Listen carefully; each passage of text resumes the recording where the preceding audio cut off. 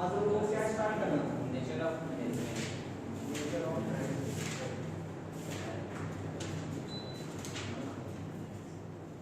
ठीक है।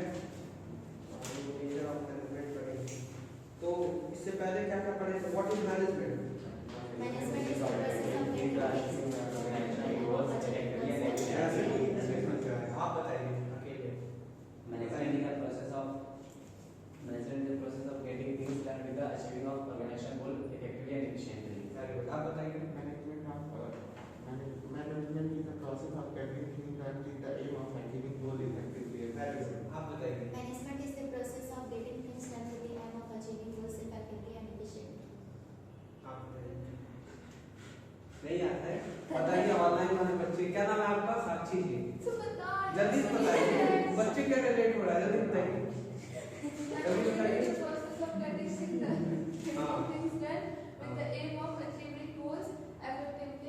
ठीक हुआ, याद करके आई थी ना, नहीं तो बस बेइज्जती हो जाती। अच्छा कल बताई थी, ठीक है। चलिए अब इसके बाद मैनेजमेंट के बाद नेचर ऑफ मैनेजमेंट, सबसे पीछे आगे बताइए।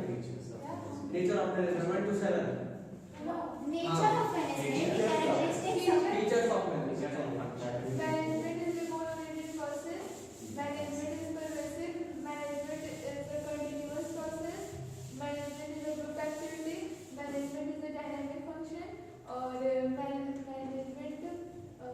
5 बताया सर। और management क्या होता है? चलिए फाइन।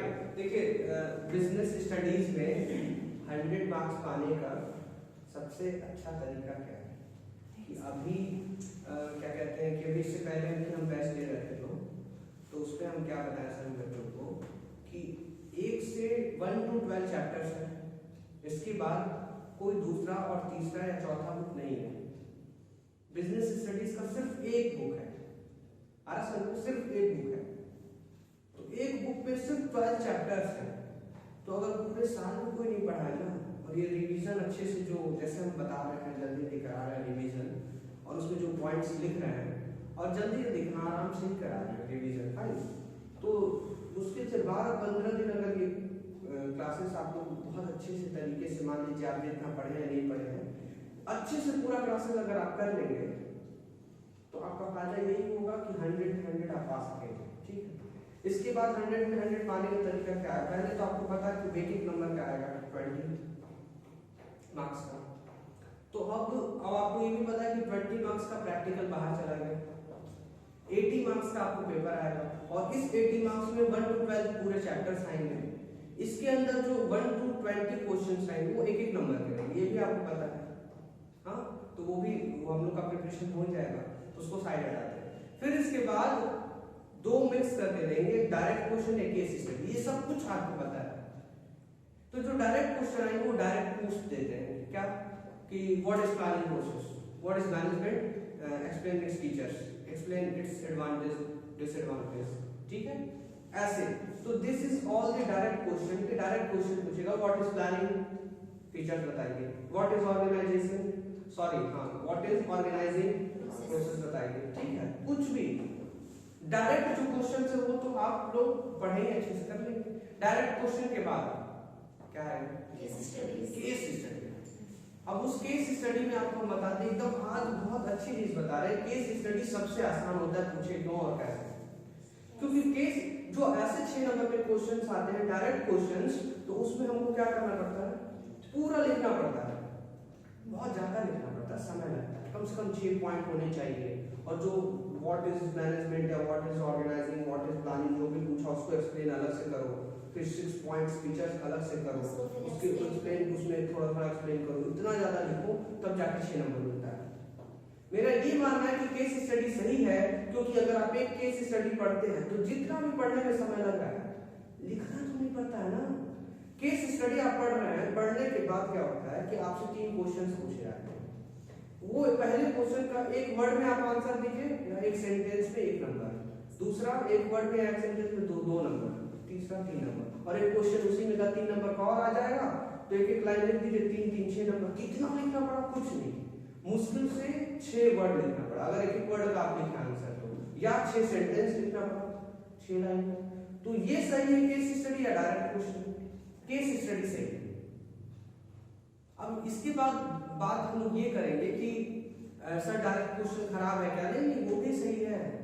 उसमें ये है कि डायरेक्ट क्वेश्चन पूछा है, आप पढ़े हैं, याद किए हैं, लिखना स्टार्ट करिए, बात खत्म। उसमें ज्यादा समय नहीं लगेगा। हाँ, उसमें कैसा समय लगेगा? उसमें लिखने का समय लगेगा। तो ऐसा भी नहीं है 12th स्टैंडर्ड हम लोग लिख सकते हैं।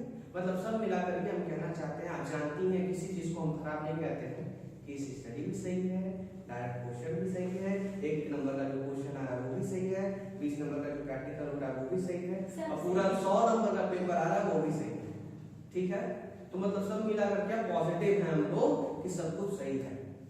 बस तरीका है कि हम लोग कैसे कैसे क्वेश्चन को कैसे कैसे नजर से देख रहे हैं। ठीक है, केस स्टडी है तो टेंशन हो रहा है या रिलैक्सेशन हो रहा है, तो केस स्टडी अगर आप देख लें तो एकदम रिलैक्स फील करिए, चलो लिखना नहीं पड़ेगा, बस पढ़ के समझते हैं और सही आंसर क्या है एक वर्ड या एक सेंटेंस में लिखकर हम लोग कर लेते हैं। तो वो भी हम लोग सीखेंगे, यही में बहुत सारे केस स्टडी को हम लोग लगाएंगे। फाइन, क्लियर है? फाइन। तो हम लोग जो कल पढ़े उसको रिवीजन करने गए। तो मैनेजमेंट क्या होता है? Management is the process of getting things done with the aim of achieving goal with effectively and efficiently. हम लोगों ने कल ये पढ़ा। इसके बाद हम लोग क्या पढ़े थे? Features of management. Features of management. तो फीचर्स ऑफ मैनेजमेंट में management is a goal oriented process, management is progressive, management is multi dimensional, management is continuous process, management is group activity, management is dynamic, और last में क्या था? Intensive. इतना clear है? फिर इसके बाद हम लोग आगे बढ़े थे, तो क्या पढ़े थे? Importance of management. तो क्या लिखा था? मैनेजमेंट क्रिएट्स अ, या management helps in achieving goal. ठीक है, मैंने पहला क्या है? Management helps in achieving goal. दूसरा क्या था? Management increases efficiency. मैनेजमेंट हमारा एफिशिएंसी बढ़ाता है। तीसरा क्या है? उसको management creates dynamic function as organise जो भी है। फाइन, चलिए, तो हम लोगों ने कल हम लोग एडवांटेज पढ़े। एडवांटेज पढ़ने के बाद हम लोग आगे बढ़े थे, क्या आया था? Objective of management. Objective of management के अंदर हम लोग 3 चीज पढ़े: ऑर्गेनाइजेशनल ऑब्जेक्टिव, सोशल ऑब्जेक्टिव और personal objective. Fine, organisational objective के हम लोग देखे थे। तो ऑर्गेनाइजेशन का क्या क्या चाहिए? सर्वाइवल, प्रॉफिट और ग्रोथ। सबसे पहले सर्वाइव करेंगे, फिर उसके बाद धीरे धीरे प्रॉफिट बनाएंगे। जब ज्यादा प्रॉफिट हो जाएगा तो उसी प्रॉफिट से हम अपने बिजनेस को ग्रोथ करते हैं। फाइन, फैला देंगे अपने बिजनेस को। एक ग्रोथ का मतलब है कि एक ब्रांच से बहुत सारे ब्रांच आपके बन गए, वो ग्रोथ होता है। ठीक है, और डाइवर्सिफिकेशन का मतलब होता है कि आप पहले 1 लाइन ऑफ प्रोडक्ट में थे, अब 2 लाइन ऑफ प्रोडक्ट में आ रहे, 3 लाइन ऑफ प्रोडक्ट में आ रहे। ठीक है, आज समझ। फाइन, अब इसके बाद हम लोग आगे बढ़ते हैं। तो अब जब हम लोग ये पढ़ने के बाद आ गए थे नेचर ऑफ मैनेजमेंट। अच्छा, सॉरी, इसके अंदर हम लोग को अच्छे से पढ़ ले। सोशल ऑब्जेक्टिव में क्या पढ़े थे? Supply of quality product at reasonable price. कि हम लोग जो सप्लाई करेंगे समाज को, सोसाइटी को, सोशल में, ठीक है, तो वो क्या होना चाहिए? That should be quality product at reasonable price. मतलब जो प्राइस है वो सही होना चाहिए। ठीक है, जैसे 2 रुपए का बिस्किट है वो सही है, 5 रुपए का कुरकुरे लेस सब लोग पसंद करते हैं। ठीक है, हाँ, 5 रुपए का जो ओएस है वही सीधे 50 रुपए का कर दे तो that will be not reasonable price. Fine, चलिए, सेकंड क्या लिखा हुआ है? Contribution towards desirable civic activity. इसके अंदर क्या है? सिविक एक्टिविटी मतलब हम कुछ समाज के लिए अच्छा करें, कुछ ना कुछ एक्टिविटी हम करते रहे। ठीक है, और थर्ड में क्या है? Generation of economic. इसमें ये बताया गया था वेल्थ का मतलब होता है समृद्धि। समृद्धि का मतलब कि थोड़ा सा समाज आपका खुश रहे। ठीक है, क्या रहे? समाज आपका खुश रहे। समाज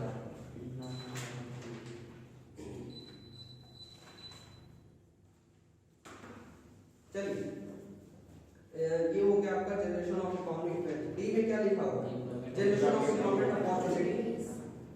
कि हम लोग को अपॉर्चुनिटी देना चाहिए। किसके लिए अपॉर्चुनिटी? एम्प्लॉयमेंट के लिए। फाइन, इसके बाद क्या? Financial support to community.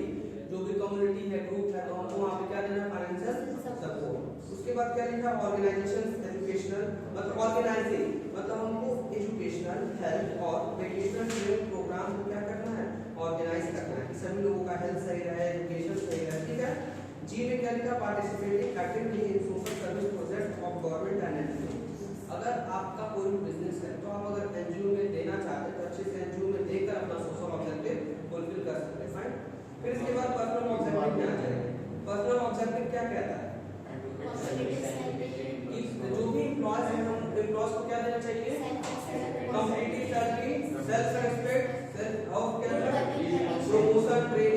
Personal growth, development of employees, ठीक है, हाँ, good and healthy working condition, ठीक है, फॉर सेफ्टी ऑफ एम्प्लॉयज। इतना हम लोग को समझ में आया था, बहुत मजा आया, क्लियर है? चलिए now we will move importance of management में हम लोग पढ़े थे कि मैं हाँ ये हो चुका है, ये अपन लोग डिस्कस किए हैं, ये अपन लोग डिस्कस किए हैं। आज हम लोग पढ़ेंगे नेचर ऑफ मैनेजमेंट, और हम कल आपसे बताया था कि बहुत अच्छे से इसको पढ़ा जाएगा, ठीक है? देखिए जो हम अभी समझाने वाले उसको समझ लीजिए, ऑटोमेटिक पूरा खत्म हो जाएगा। कैसे कैसे देखिए क्या है कि यहाँ पे अब कह रहा है कि नेचर ऑफ मैनेजमेंट में कि जो हमारा मैनेजमेंट है और जो हमारा साइंस है, ठीक है, क्या दोनों एक जैसे हैं? क्या जो मेरा मैनेजमेंट है वो साइंस की तरह है? एज अ का मतलब कि उसके जैसे होना। जो मैनेजमेंट एज अ साइंस, क्या जो मैनेजमेंट है वो साइंस की तरह है? पहला क्वेश्चन। दूसरा question, management as an art था, क्या जो मैनेजमेंट है वो कला है? क्या जो मैनेजमेंट है वो आर्ट है? तीसरा क्या था, मैनेजमेंट एज एन प्रोफेशन, क्या जो मैनेजमेंट है क्या वो प्रोफेशन है? यही हम लोग का नेचर के अंदर तीन हम लोग पढ़ना है कि management as a science, management as an art, management as a profession, यही तीन चीज पढ़ना है। अब इसको अगर समझना है तो सब पता है कैसे पता चलेगा कि एक वो है कि नहीं, साइंस है कि नहीं? सबसे बेस्ट है कि इसका फीचर्स क्या है, सिस्टमैटिक बॉडी ऑफ नॉलेज, तुम कैसे हो और तुम कैसे हो। जब ये हम लोग को पता चल जाएगा फिर हम लोग क्या करेंगे, कंपेयर करेंगे, तब जाके पता चलेगा कि हाँ जो मैनेजमेंट है साइंस की तरह है कि नहीं। क्लियर है? समझ में आ रहा है आपको? अगेन तो अब इसका पहले साइंस का फीचर्स हम लोग पढ़ेंगे और वो फीचर्स इसमें है कि नहीं हम लोग देखेंगे। तो अगर मिलेगा तो है, नहीं मिलेगा तो नहीं। तो सबसे पहला कह रहा है कि systematic body of knowledge. Science में सिस्टमैटिक बॉडी ऑफ नॉलेज होता है, मतलब साइंस में एक बुक होता है, सिस्टमैटिक बॉडी होता है और उसके अंदर बहुत सारे नॉलेज होते हैं, मतलब साइंस का बुक होता है। तो उस तरीके से अगर बात किया जाए तो हमारे मैनेजमेंट में भी बुक होता है ना अवेलेबल, यही तो पढ़ना मैनेजमेंट, पहला चैप्टर मैनेजमेंट। तो क्लियर हुआ आपको कि इसका भी बुक है और इसका भी। पहला फीचर्स मिल रहा है, पहला फीचर्स क्या है, सिस्टमैटिक बॉडी ऑफ नॉलेज, हाँ पहला फीचर्स मिल रहा है और वो क्या है, सिस्टमैटिक बॉडी ऑफ नॉलेज। इसके बाद क्या लिखा, principles are based on experimentation. देखा है? तो कोई तेज से पढ़िए, साइंटिफिक प्रिंसिपल्स आर डेवलप्ड, आप भी पढ़िए। Scientific principles are developed through observation and then tested through repeated experiments. The management principles are also developed through observation and experiment, but since management deals with human being and human behavior cannot be accurately predicted, the feature of science is partially puzzling. So management can be called as inexact science. Observation क्या है? पहला क्या था, systematic, systematic body of knowledge, systematic body of.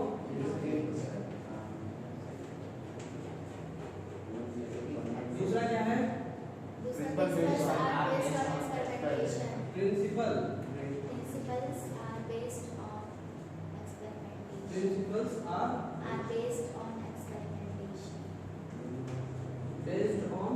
Experimentation,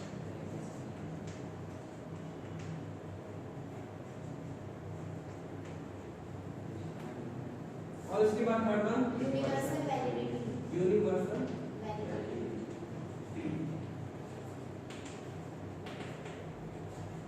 बस अब यही तीनों हम लोग समझेंगे। अगर इस तीनों में से तीनों मिलेगा तो मैनेजमेंट एज एन साइंस हो जाएगा, मतलब मैनेजमेंट साइंस की तरह है।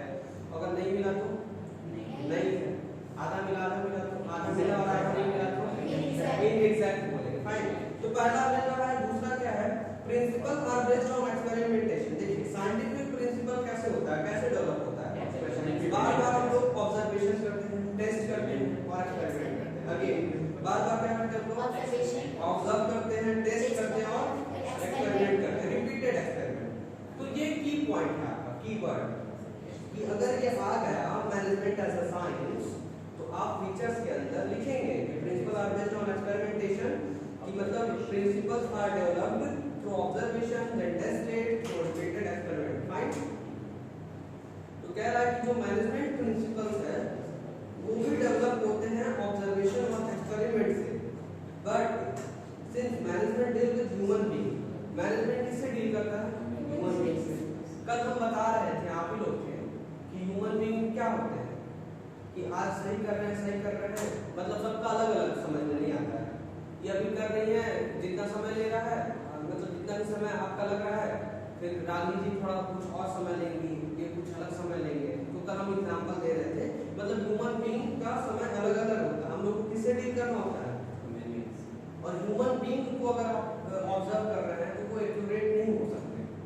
इसमें लिखा हुआ है कि human behaviour can not be accurately predicted, हम लोग नहीं पता कर सकते। तो this feature of science is partial present, मतलब कि आधा है और आधा नहीं। तो इसको क्या बोलेंगे? इनएग्जैक्ट साइंस, इसमें आधा नहीं है। थर्ड में क्या है? Universal validity. क्या है? Scientific principle. अब साइंटिफिक प्रिंसिपल क्या है? यूनिवर्सल एप्लीकेशन है, कहीं मतलब हर जगह ये अप्लाई है पूरे यूनिवर्स में, right?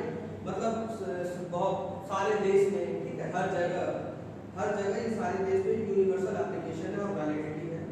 Management principle are not exact like scientific principles, so their application and use is not universal. अब जो मैनेजमेंट हम लोग यहाँ पे पढ़ रहे हैं सिर्फ इंडिया के लिए ही हो सकता है, हाँ, बाहर दूसरे देश के लोग अपना मैनेजमेंट दूसरे तरीके से पढ़ रहे हैं। क्लियर है? समझ में आ रहा है सबको? फाइन। तो अब उस हिसाब से तो ये यूनिवर्सल वैलिडिटी हमारे में क्या है?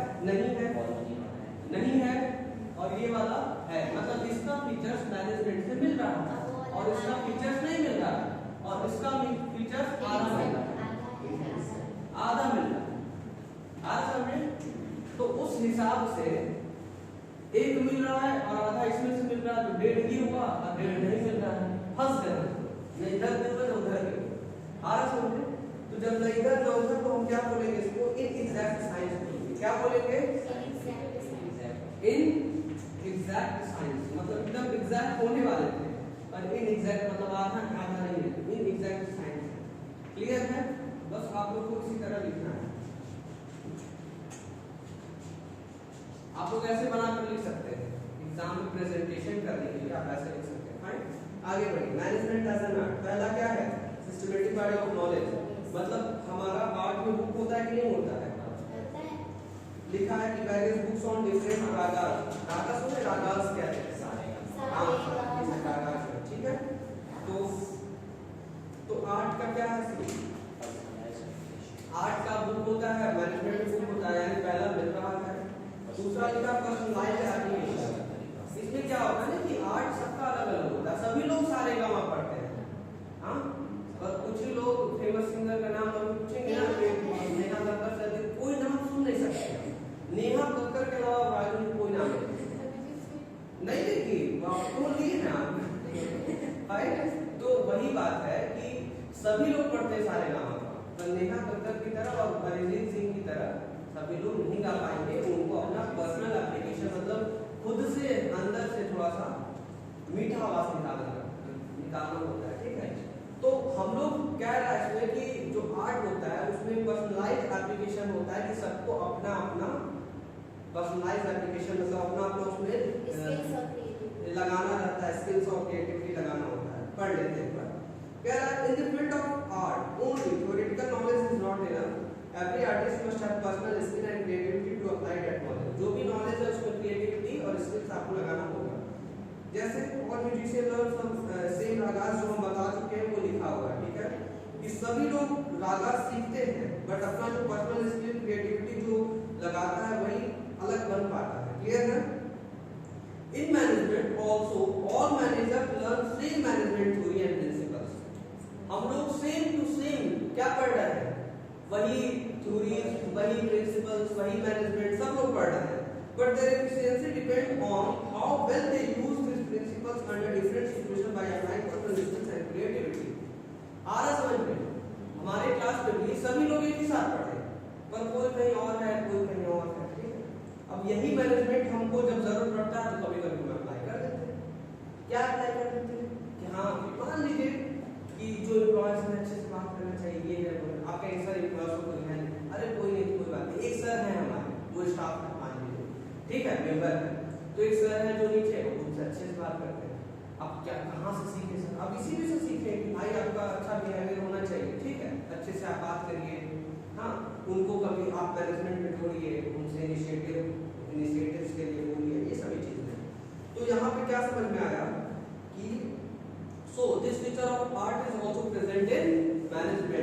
यानी 8 का क्या क्या मिल रहा है?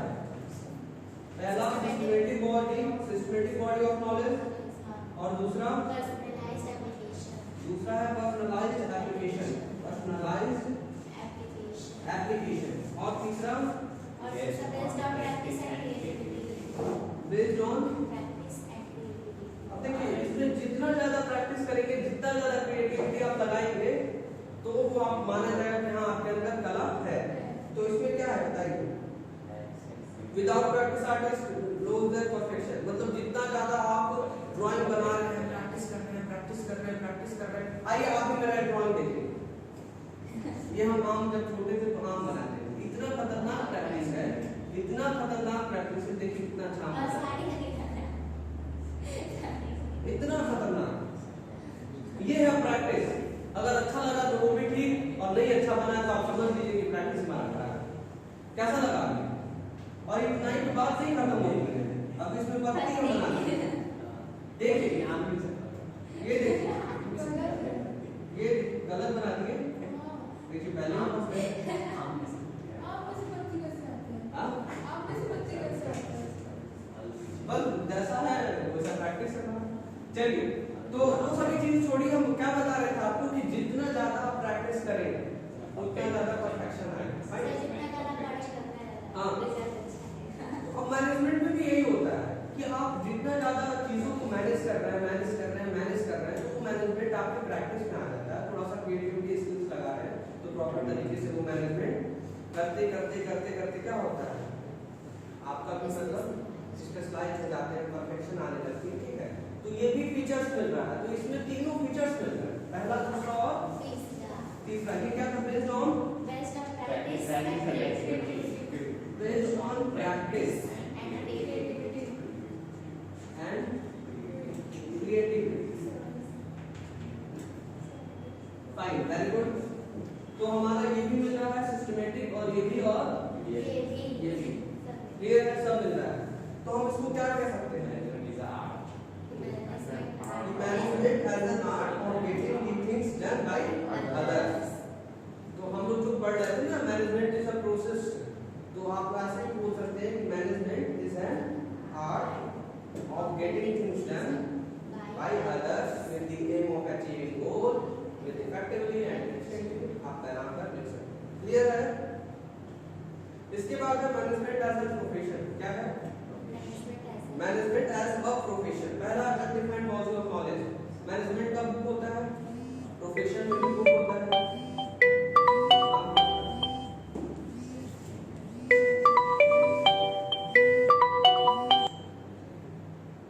फाइन, चलिए तो हम लोग को क्या करना है? ये पढ़ना well defined body of knowledge. Well defined body of knowledge का मतलब ये है कि हर एक प्रोफेशन का बुक होता है। एमबीबीएस का बुक है, हाँ सर, ठीक है। लॉयर प्रोफेशन उसका बुक, सीए का है। हाँ सीए का बुक हो गया, वो भी प्रोफेशन है। मतलब हाँ, तो सभी का हो गया। तो उसी के साथ साथ मैनेजमेंट में भी बुक होता है। तो पहला मिल रहा है। दूसरा क्या है? Restricted entry. रेस्ट्रिक्टेड एंट्री में क्या है कि हर एक प्रोफेशन के लिए कुछ ना कुछ आपको एग्जाम देना होगा। जैसे अब हम सीए में रजिस्ट्रेशन कराएं तो एमबीबीएस का एग्जाम नहीं दे सकते, उसमें रजिस्ट्रेशन कराना होगा। तो सभी लोग का अपना अपना रेस्ट्रिक्टेड एंट्री है। पर आपको हम बताना चाहते हैं कि मैनेजमेंट कोर्स करने के लिए आपको कहीं रजिस्ट्रेशन कराने की जरूरत नहीं है। आप अपने नाम के आगे मैनेजर लगा सकते हैं। जरूरत नहीं है कि आपको कुछ क्या कहते हैं कोर्स करना ही पड़ेगा, ऐसा कुछ नहीं। आरएस तो इसमें लिखा है so presently this feature of professor is not present in management. ये अभी तक नहीं है, but very soon it will be included with statutory package. कह रहा है कि कुछ समय बाद ये भी हो जाएगा। तो मतलब पहला मिल रहा है, दूसरा नहीं मिल रहा है। आज समझ में कि पहला मिल रहा और दूसरा नहीं मिल रहा है। अरे नहीं समझ में आया क्या आपको? जैसे मान लीजिए हमको मैनेजमेंट ढूंढना है, तो हम थोड़ी ना कहेंगे कि हाँ तुम एमबीए किए हो कि नहीं किए हो, पढ़े हो कि नहीं। अरे मैनेजर ढूंढना है, ठीक है। अब उसका स्किल्स देखेंगे कि हाँ मैनेज चीजों को अच्छे से मैनेज कर पा रहा हो कि नहीं कर पा रहा, ठीक है ना। अब ऐसा थोड़ी नहीं कि हमको कोर्स किया होगा, डिग्री लिया होगा तब ये मैनेजर बना सकते हैं उसको, नहीं, ऐसा कुछ नहीं है। थोड़ा सा उसका क्या कहते हैं कि प्रैक्टिस होगा, ठीक है, एक्सपीरियंस होगा तो हम उसको मैनेजर के पद पर रख सकते हैं। आगे बढ़ा जाए। Yes, sir. Presence of professional association.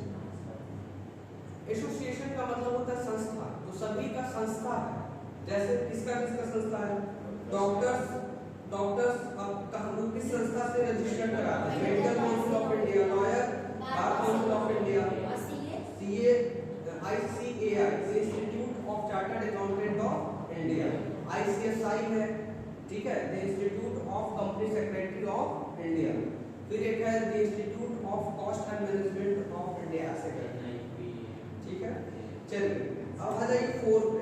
इसमें क्या समझ में आया? So presently this teacher of professor, देखिए क्या है ना कि मैनेजमेंट के लिए हमारा कोई कॉलेज नहीं है, अरे मैनेजमेंट के लिए कोई मेरा क्या कहते हैं संस्था नहीं है, कोई एसोसिएशन नहीं है मैनेजमेंट के लिए। जैसे एग्जांपल अभी हम ही लिखे हैं मैनेजिंग डायरेक्टर, अपने आप को मैनेजर बता रहे हैं, ठीक है, मैनेजमेंट अपने आप को बता रहे हैं, तो क्या हम मैनेजमेंट का कोर्स करके आए हैं? नहीं, कुछ नहीं, तो इसका है ही नहीं कोई संस्था, नो एसोसिएशन, ठीक है। तो यही है कि सो present this teacher of profession is not present. Fourth में है एग्जिस्टेंस ऑफ एथिकल कोड, सबका अपना एथिकल कोड होता है। क्या एथिकल कोड होता है कि मतलब आपको कैसे उस प्रोफेशन को बिल्डअप करना है, कैसे बनाकर रखना है, ठीक है। कुछ इसमें एग्जांपल